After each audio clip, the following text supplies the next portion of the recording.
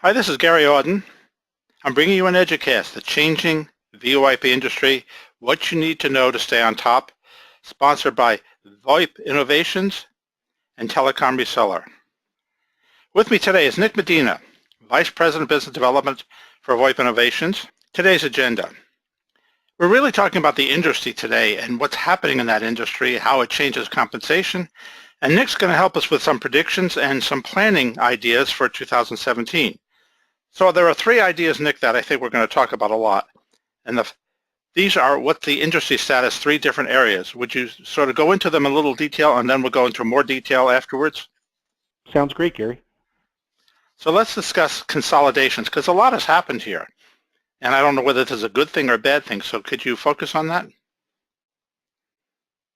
Absolutely. So, the U.S. and European markets have become almost completely saturated with smartphones.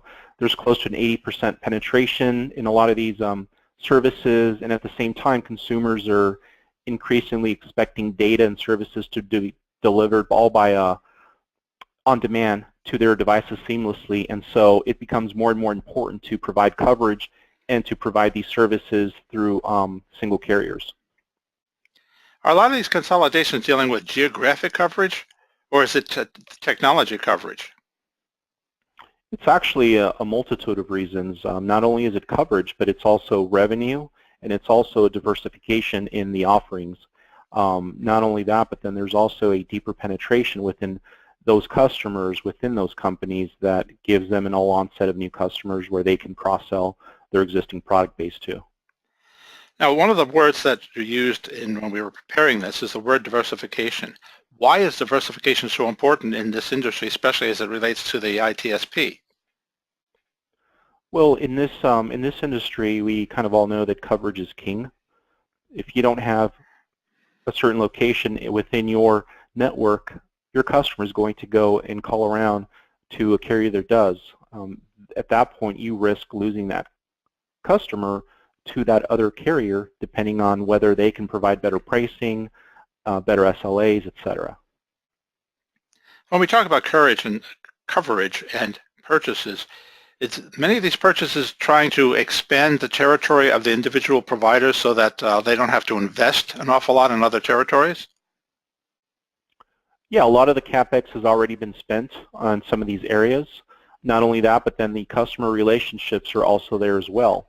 And so it's much easier for them to acquire these companies, grow their network that way, rather than having to compete and go in there. Becomes very costly. The second point you have here, redundancy and pricing. Why is it so important for, let's say, an ITSP to deal with multiple carriers rather than just devoting themselves to one? Well, it does give you leverage from a pricing perspective. From that standpoint, it does become somewhat difficult to then maintain all those relationships from an organizational standpoint. So at the same time, there are some drawbacks to that. But redundancy is always important, because without redundancy, you go down, you don't have service, you don't have revenue coming in, and you risk losing the customers. So that's always important to maintain redundancy and maintain the best quality service possible. Working with other providers and interconnecting with them gets into the question of compensation. But I don't quite understand the term reciprocal compensation. Can you go through that? Yeah, with reciprocal compensation, typically carriers were incentivized to sell these services, and they were actually paid by other carriers to do so. And so that essentially enabled them to provide these services at a much lower cost because they were being essentially subsidized. That is all going away in 2017. Carriers have been slowly reducing or increasing their pricing and doing away with these promotional pricing in anticipation of this occurring in 2017. Is this demise occurring in July 2017 due to the FCC or some external influence, or is it just the way the market's going? It's a combination of all. Basically, it's been the big boys wanting to do away with this, and then it's been the FCC, and then it's been so basically nothing happens without external influences, and the big boys have all basically gotten tired of paying, and so they've kind of gone in this direction, and so we have to then adjust accordingly, and ITSPs have to adjust accordingly and know this is coming down the pipeline. So this means they have to change their business model to some degree? For wholesalers, I would say yes. That's where you're going to see a lot of the pain. Some of these wholesalers are not going to be able to offer you that lower pricing. For ITSPs, I believe it will not affect them as much. Their margins are already very good. And so when you have a price increase of a DID from, let's say, 20 cents to 30 cents, it may not affect their overall margin of a hosted seat that they're selling for $25 or $30. Now, we've been talking about sort of what's been happening in the past, and let's start moving into what I call predictions. Do you really think there are going to be a lot more consolidations? Is this the way the market's going?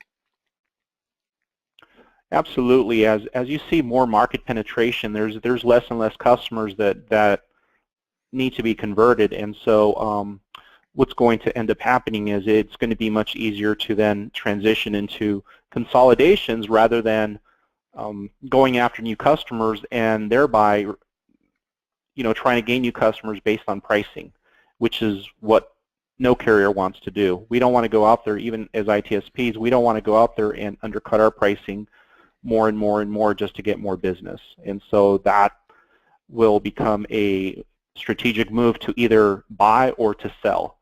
You don't want to be in that situation to where your competitors are decreasing their pricing, you're losing more business. So you have a choice to either become really big or to sell. Let's move to the second point about regulations. Now that we have a change in our U.S. government, and I know that the head of the FCC is resigning, do you think the FCC's changes will have much influence here? Or will that be mostly on the internet providers rather than the ITSPs? Yeah, I mean, I think what's going to happen is there's not going to be too much changes in terms of the ITSPs.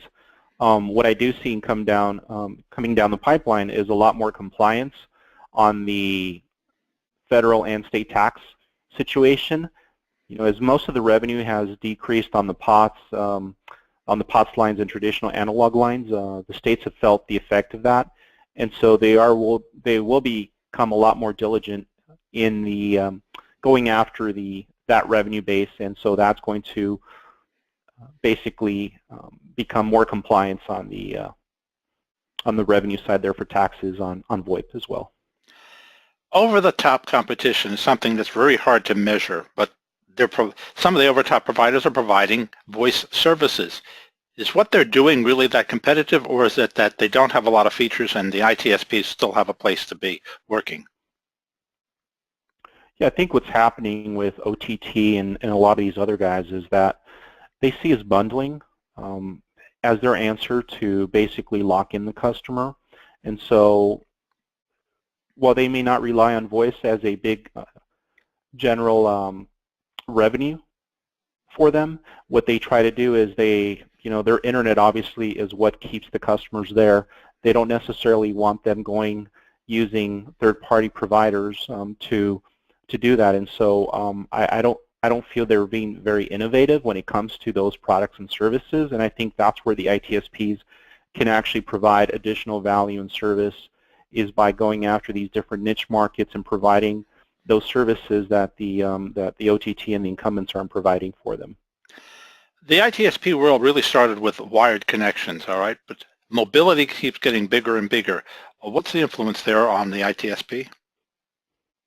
Well, I think eventually, you're looking at moving away from the traditional desktop phone. For businesses, it's going to be quite a while, but for residential, it's kind of already occurred with cell phones and things. A lot of people don't have traditional phones anymore, home phones anymore.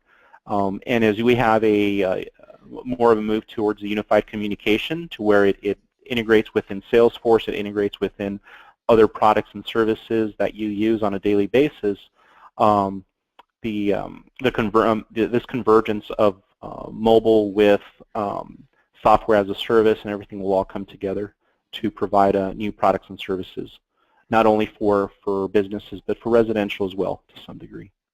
Now, Next generation 911 has been discussed a lot. There are trials going out there. Is much going to happen in 2017 that influence the ITSP? I think there will be. In fact, there are some carriers already offering this. VoIP Innovations has a product like this, offering it now. It's not only to replace the traditional way of doing 911, but it's also to enhance it.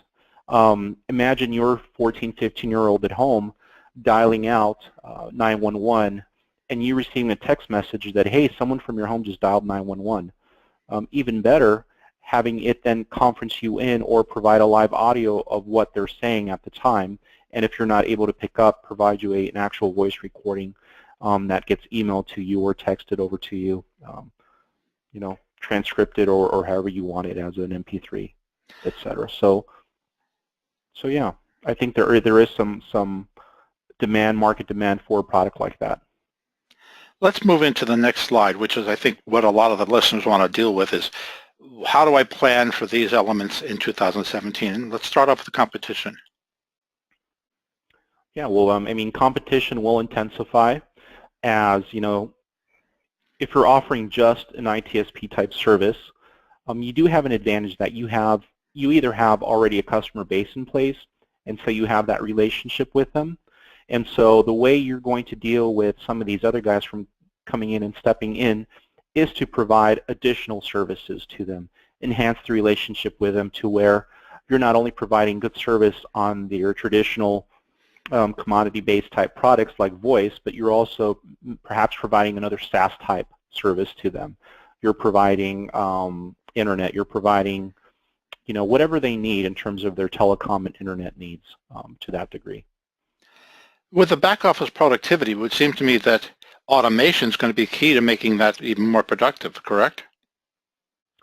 Yeah, unless you have a ton of money as a company to invest into human capital, it always makes a lot more sense to automate the entire process as much as you can to basically increase revenues and decrease expenses as much as possible.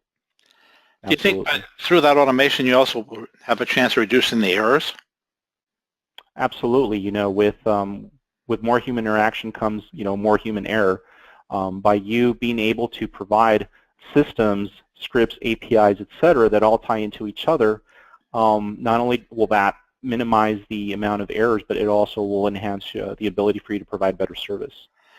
I've seen partnerships from vendors to providers and so forth. Do you think that's going to continue? Absolutely. Where the growth will occur is within the niche markets. If you as an ITSP have the ability to provide a private label in some type of affinity group, if you have a group of agents that have those relationships, different alternate channels to sales will always be a driver in telecom and will continue to grow, in my opinion. Now, VoIP Innovations has real experience in this arena. Would you talk about it a little bit? Yeah, absolutely. So what we do is we built the system for ITSPs. We have an award-winning back office that basically does a lot of this automation for ITSPs running their own switch. We provide the DIDs, the origination, the termination, E911. We also provide some ancillary services like hosted billing, fraud detection, etc., that basically create that automation in that scripting to provide error-free and fast services for you to be able to grow your company at a very quick pace. Now, growing a company also means you need to educate the company, and I think you have a lot of resources here to keep relevant and also keep competitive. Would you go through those? Yeah, absolutely. We actually are in the process of revamping and adding some more educational material. We do have a blog that we put out every week. We also do have videos, educational videos, that talk about our back office, that talk about the industry, etc. We do have white papers that have subjects such as how to become an ITSP, strategic development for businesses and how to grow your business. And then we've just actually started coming out with some podcasts as well. I'd like people also to notice there are a number of other resources, and here are 6 different locations to go to. I'm sure you would like to contact some of the people here. This is the contact information for VoIP Innovations. And I'd like to thank you, Nick, for today's information. Thank you, Gary. Appreciate your time.